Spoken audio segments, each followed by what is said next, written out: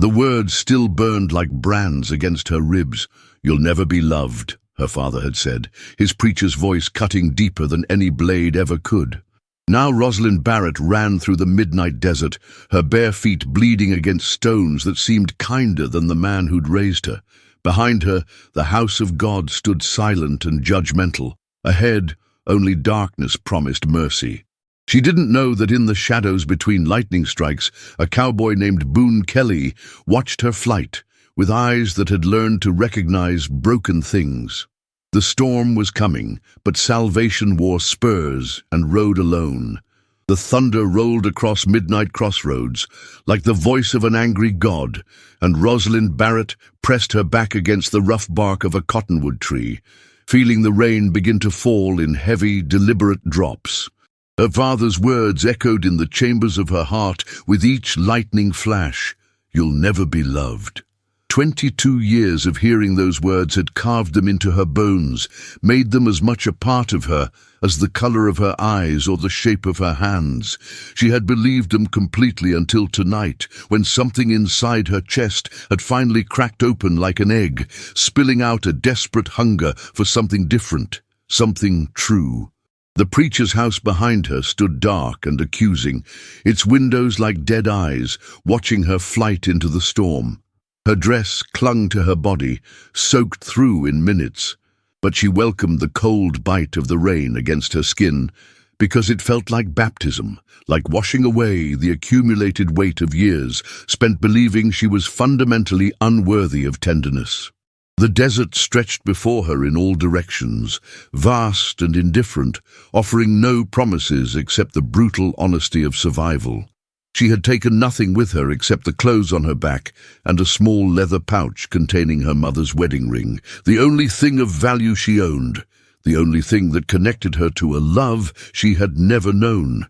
Her bare feet found purchase on the rocky ground, each step a small act of rebellion against the voice that had told her she was destined to walk through life alone.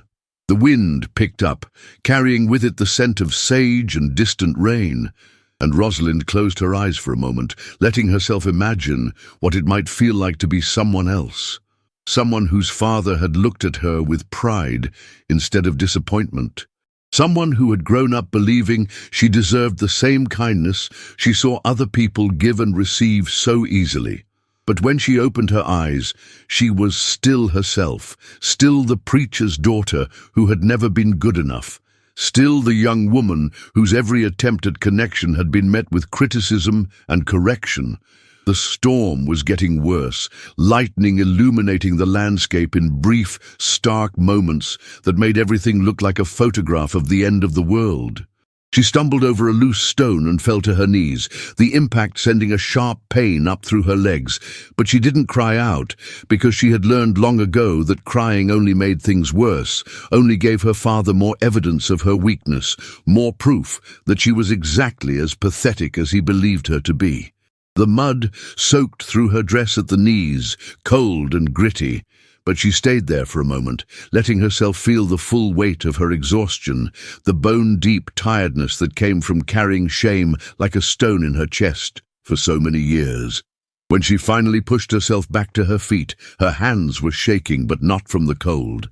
The rain was coming down harder now, turning the dust into slick mud that made every step treacherous, but Rosalind kept walking because stopping meant thinking, and thinking meant hearing her father's voice again, meant remembering the way he had looked at her tonight when she had finally found the courage to ask him why he had never once told her he loved her. His answer had been swift and brutal. "Because love is earned, and you have never done anything worthy of it." The words had hit her like a physical blow, but they had also done something unexpected. They had finally made her angry enough to leave. She didn't know where she was going, had no plan beyond putting as much distance as possible between herself and the house, where she had spent 22 years learning to make herself smaller, quieter, less troublesome. But the act of walking felt like the first honest thing she had done in years, the first choice that belonged entirely to her. The storm raged around her, but inside her chest, something that had been frozen for a very long time was beginning to thaw. Boone Kelly had been watching the young woman stumble through the storm for the better part of an hour, his horse shifting restlessly beneath him as lightning split the sky in jagged white lines that made everything look like broken glass. He had seen plenty of people running from something in his 31 years, had done his share of running himself, but there was something about the way this girl moved through the rain that caught at something deep in his chest, something he had thought was long dead.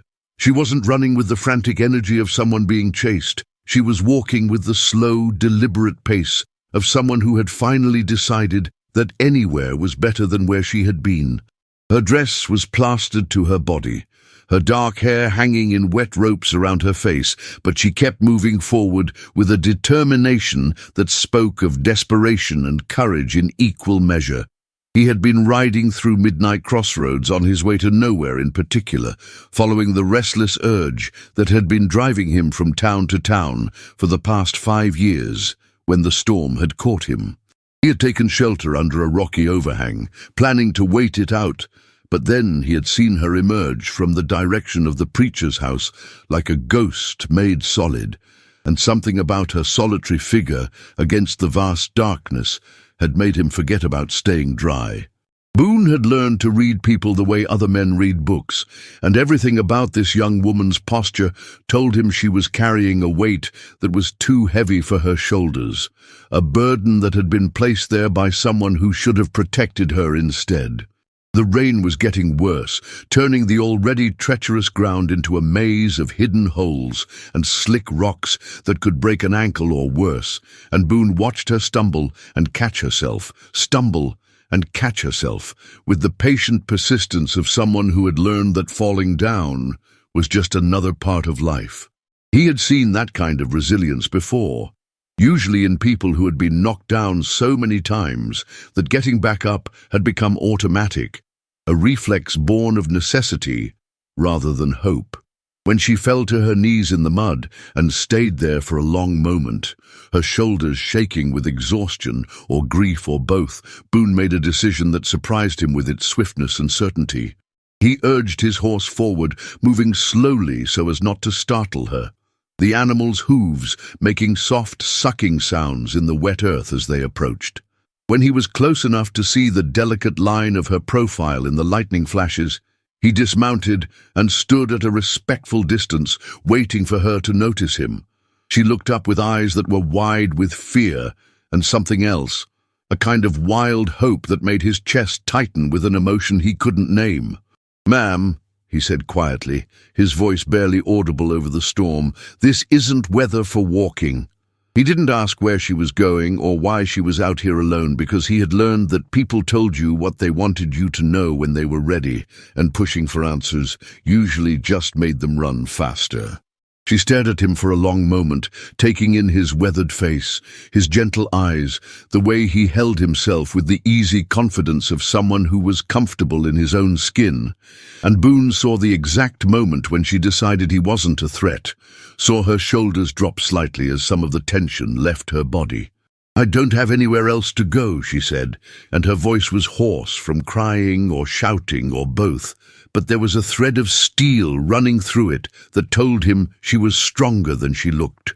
The admission hung between them in the rain-soaked air, honest and raw, and completely without self-pity, and Boone felt something shift inside his chest, some long, dormant protective instinct stirring to life. "Well," he said, settling his hat more firmly on his head as the wind tried to snatch it away, "I reckon that makes 2 of us." He gestured toward his horse, a sturdy bay mare who was eyeing the storm with the patient resignation of an animal who had weathered worse. "My horse is stronger than both of us, and I know a place where we can wait this out." He didn't make it sound like charity or pity, just stated it as a simple fact, the way he might comment on the weather or the time of day. And Rosalind felt something inside her chest loosen slightly, some knot of shame and fear beginning to unravel. The offer hung between them like a bridge across a chasm, and Rosalind realized that this was the moment when her life would either continue on its current path of isolation and self-doubt, or take a turn towards something she couldn't yet imagine but desperately wanted to believe in. The storm had passed, but the cold remained, settling into their bones like an old ache that refused to heal. Rosalind walked beside Boone through the muddy aftermath, her boots squelching with each step, the sound echoing her father's voice that still whispered cruel certainties in her mind. She had expected Boone to ask questions by now, to demand explanations for why a preacher's daughter would flee into the night like a common criminal.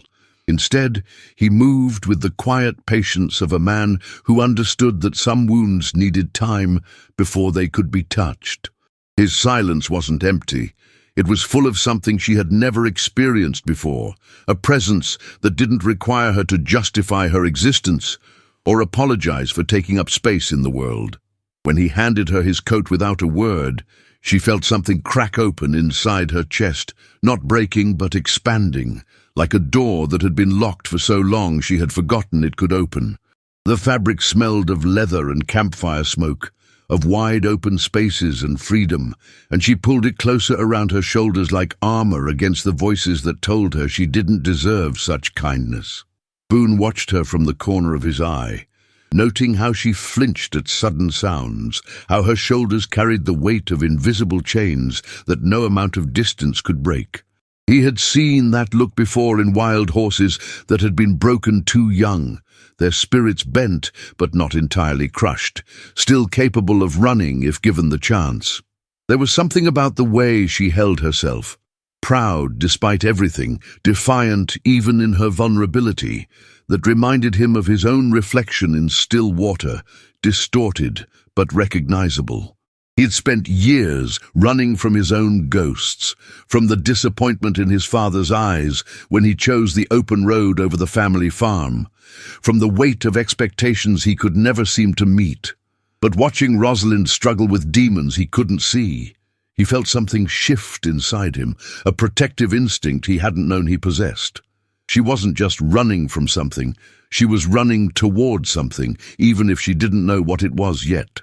And for the first time in his wandering life, Boone found himself wanting to help someone else find what they were searching for, even if it meant confronting the very things he had been avoiding in himself. The landscape around them seemed to mirror their internal journey, shifting from the harsh desert of the previous night to rolling hills dotted with scrub brush and the occasional stand of cottonwoods. Rosalind found herself studying Boone's profile as they walked, the strong line of his jaw, the way his eyes constantly scanned the horizon, as if reading a language she had never learned. There was something about his presence that made her feel less like she was running away and more like she was walking toward something important. She had spent her entire life being told what she was, worthless, unlovable, a burden on everyone around her. But Boone's quiet acceptance suggested possibilities she had never dared to consider. When he offered her water from his canteen, their fingers brushed for just a moment, and she felt a jolt of something that had nothing to do with fear and everything to do with hope. It was terrifying and wonderful at the same time, this feeling that maybe, just maybe, she could be someone different than the broken girl her father had convinced her she was. The thought was so foreign, so dangerous, that she almost pulled away. But something in Boone's steady gaze held her in place, grounding her in a moment that felt more real than anything she had experienced in her 22 years of existence. As the sun climbed higher, they found shelter beneath a rocky overhang that provided blessed relief from the heat that was already beginning to build. Boone built a small fire with practiced efficiency, and Rosalind watched his hands work, noting the calluses and scars that told stories of a life lived fully without apology.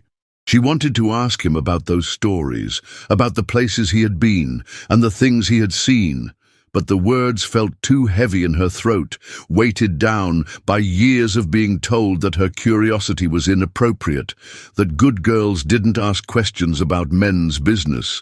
Instead, she sat quietly, absorbing the simple pleasure of being warm and safe, of not having to justify her presence or apologize for existing.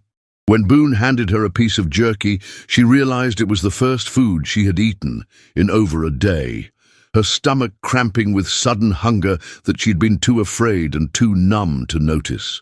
The meat was tough and salty, but it tasted like freedom, like the possibility of a future where she wouldn't have to earn her right to sustenance through perfect behavior and endless submission.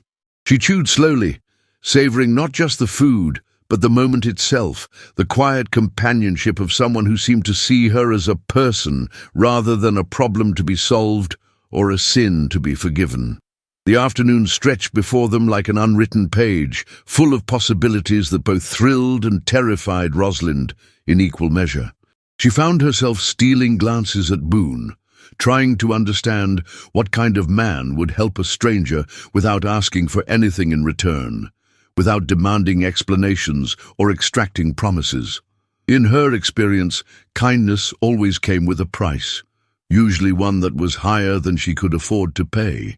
But Boone's generosity seemed to flow from some deep well of decency that had nothing to do with her and everything to do with who he was at his core.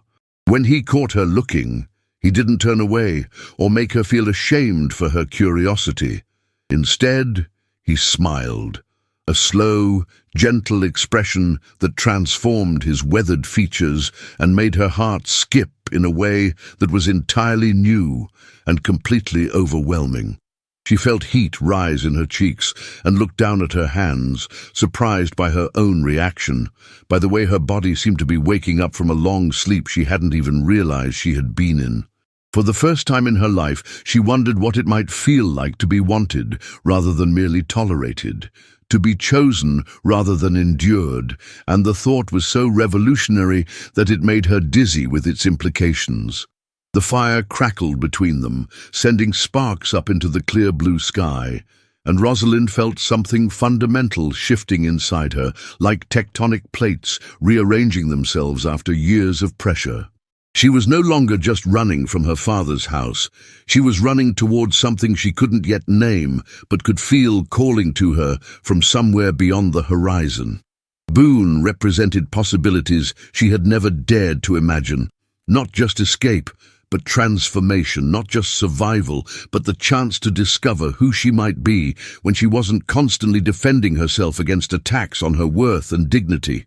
The realization was both exhilarating and terrifying, because it meant acknowledging that everything she had been taught about herself might be wrong, that the voice in her head that sounded like her father might not be telling the truth about her fundamental nature. As the afternoon light began to soften, painting the landscape in shades of gold and amber, Rosalind made a decision that felt like stepping off a cliff into empty air. She was going to trust this man, this moment, this feeling that maybe, just maybe, she deserved something better than the life she had been living. Evening approached with the slow inevitability of truth, painting the sky in shades of rose and purple that reminded Rosalind of the stained glass windows in her father's church. Beautiful, but somehow less sacred out here in the open air, where God felt closer and less angry. She had been walking beside Boone for hours now, their pace unhurried, as if they both understood that whatever lay ahead could wait for them to arrive in their own time. The silence between them had evolved from awkward to comfortable, filled with the small sounds of their footsteps and the distant call of a hawk circling overhead. When Boone finally spoke, his voice was rough from disuse, but gentle in a way that made her chest tighten with unexpected emotion. "There's a town about 10 miles ahead," he said, not looking at her directly, but somehow making her feel seen anyway. "We could make it by tomorrow afternoon if we keep this pace." The words hung in the air between them, heavy with implication, because reaching a town meant decisions, meant choosing what came next, meant confronting the reality that this strange, suspended time they had been sharing couldn't last forever. Rosalind felt panic flutter in her chest, like a trapped bird, not because she was afraid of the town, but because she was afraid of losing this feeling, this sense of being exactly where she belonged for the first time in her life. Boone had been thinking about the town, too, about what it would mean to deliver Rosalind to civilization and then continue on his way, alone again, with only his horse and his thoughts for company. The prospect should have felt like freedom. It was what he had always chosen before, the open road over the complications of human connection. But instead it felt like loss, like giving up something precious before he had fully understood its value. He found himself studying her profile in the fading light, the determined set of her jaw, the way she held her head high despite everything she was running from. There was strength in her that she didn't seem to recognize, a resilience that had survived years of systematic destruction and was now beginning to unfold like a flower that had been kept too long in darkness. He wanted to tell her what he saw when he looked at her, wanted to contradict every cruel word that had ever been spoken over her life, but he didn't have the words for feelings this complex, this unexpected. Instead, he found himself making a decision that surprised him with its certainty. He wasn't ready to say goodbye, wasn't ready to return to the solitary existence that had once felt like freedom, but now felt like exile.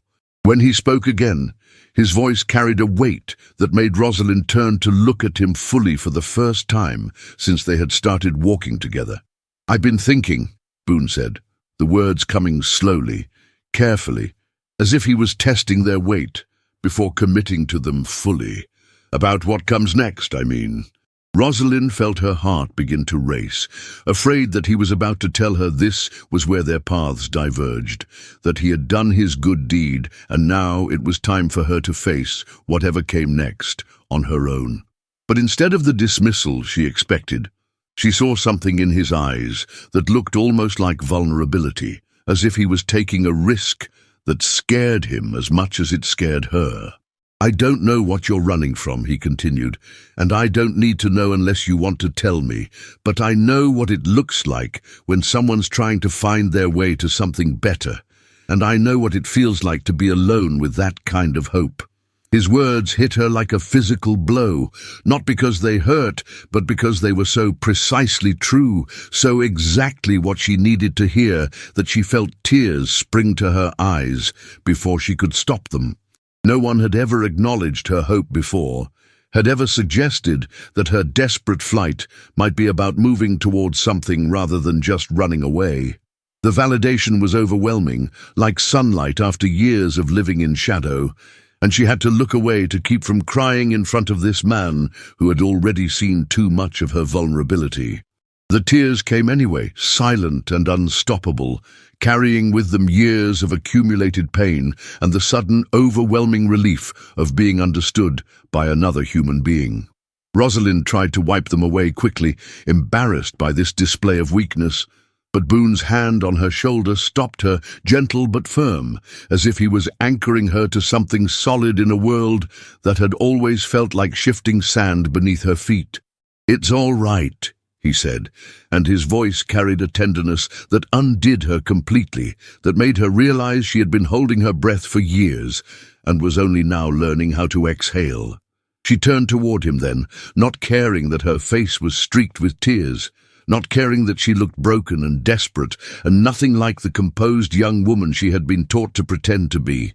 For the first time in her life, she let someone see her exactly as she was. Wounded and hopeful and terrified and brave, all at the same time, and instead of the rejection she expected, she saw acceptance in Boone's eyes, a recognition that made her feel less alone than she had ever felt in her 22 years of existence.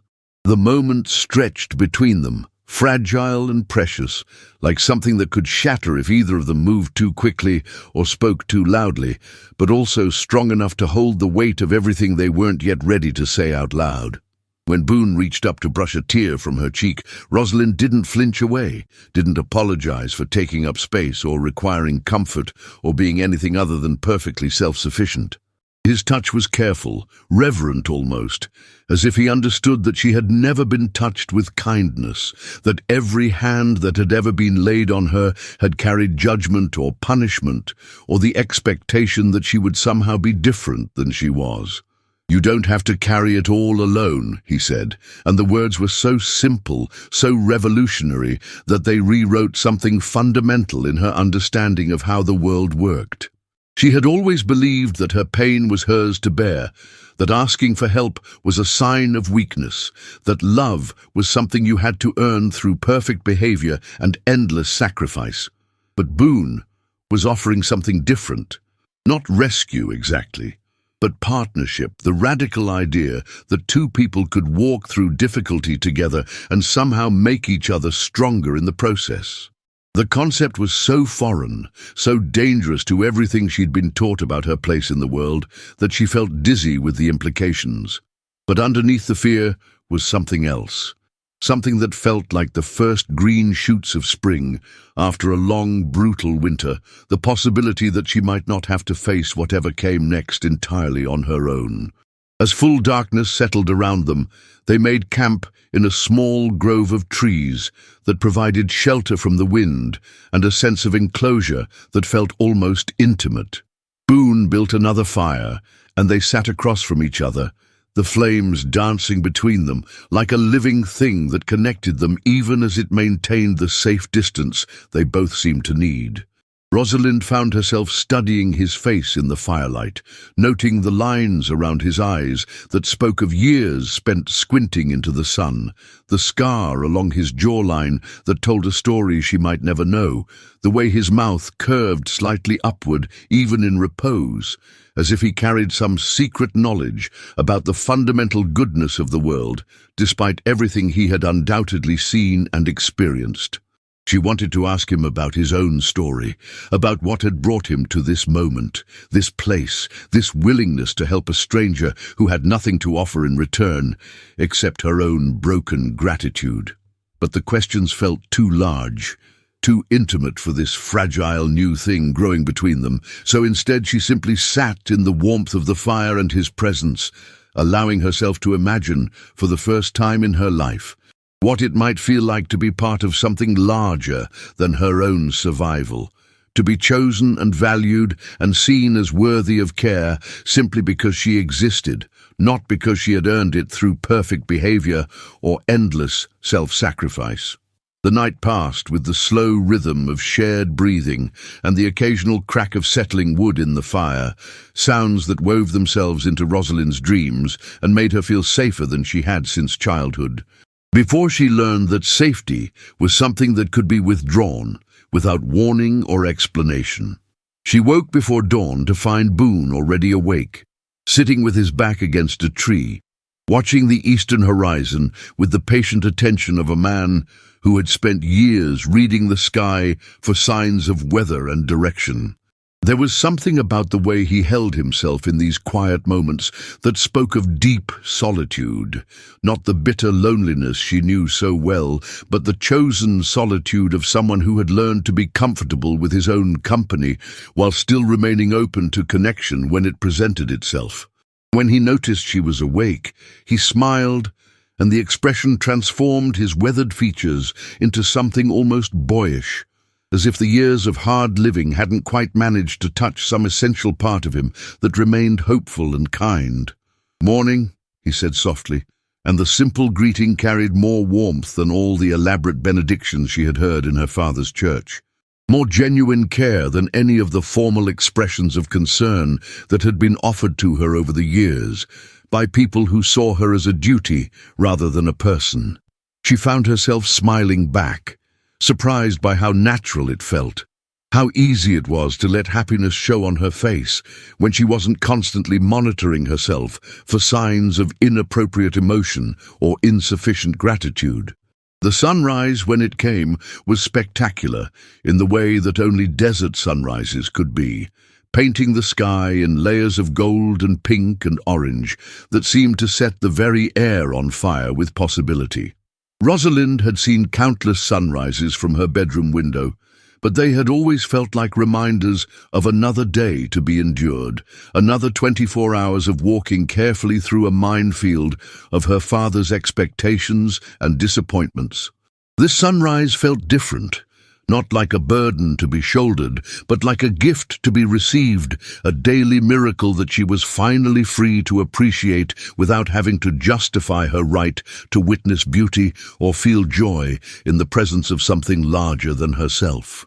She stood slowly, stretching muscles that ached from sleeping on the ground, and found that even the physical discomfort felt like a kind of freedom, proof that she was living in her own body rather than the carefully controlled vessel she had been taught to maintain for other people's comfort.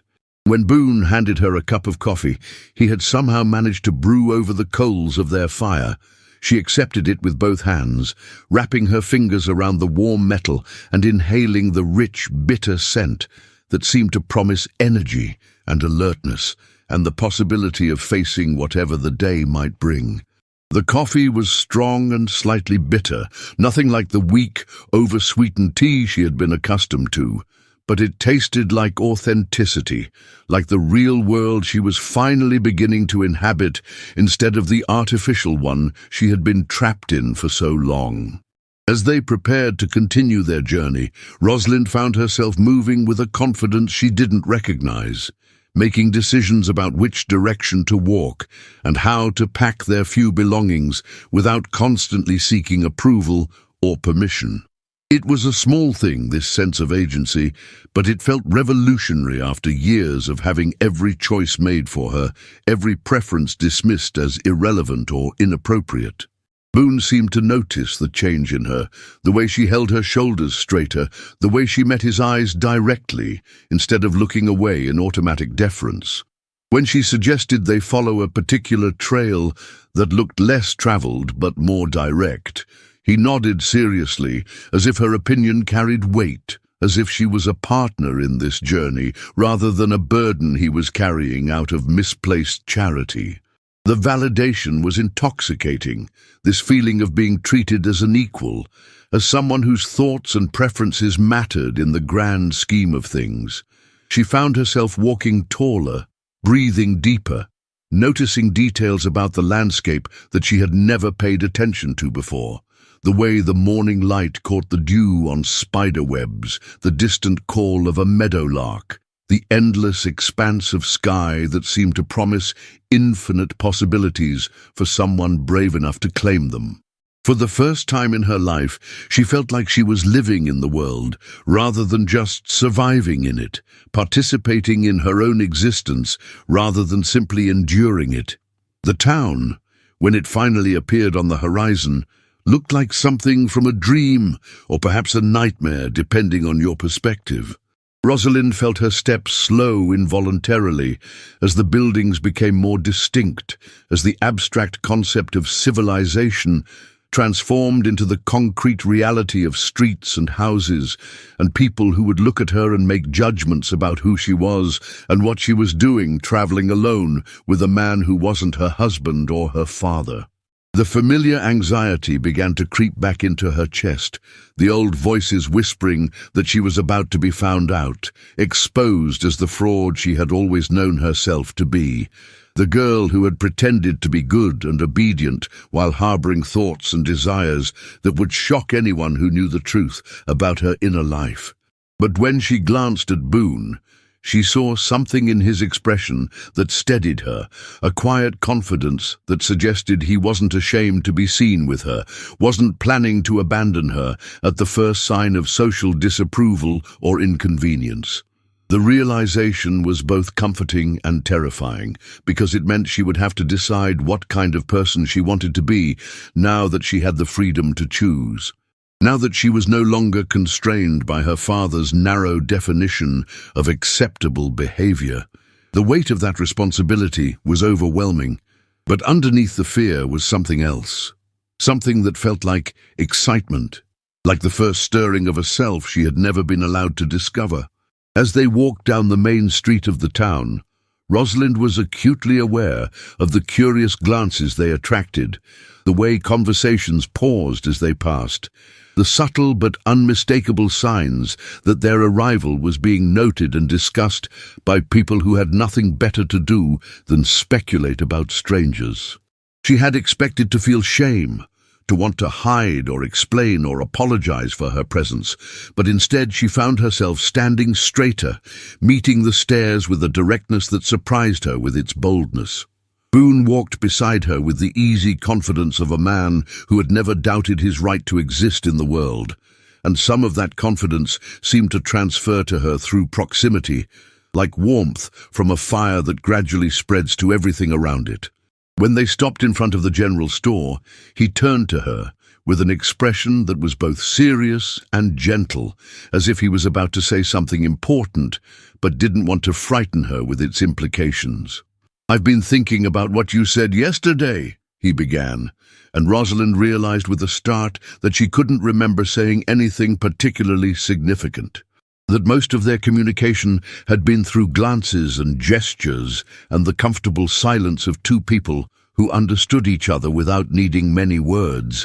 But then she remembered the moment by the fire when she had whispered, almost to herself, that she didn't know who she was supposed to be now that she was free to choose, and she understood that he had been listening more carefully than she had realized. That her quiet confession had been heard and valued and taken seriously by someone who cared about her answer. "I think," Boone continued, his voice carrying a weight that made her heart skip with anticipation and fear in equal measure, "that maybe the question isn't who you're supposed to be, but who you want to be. And maybe," he paused, looking directly into her eyes, with an intensity that made her feel seen all the way down to her bones, "maybe you don't have to figure that out alone." The words hung in the air between them like a bridge she could choose to cross or turn away from, an invitation to something she had never dared to imagine, but had always secretly longed for. Rosalind felt tears spring to her eyes again, but this time they weren't tears of pain or relief, but of something much more dangerous and wonderful. Hope. Not the desperate, grasping hope of someone drowning and reaching for any available lifeline, but the steady, growing hope of someone who was beginning to believe that the future might hold possibilities she had never allowed herself to consider.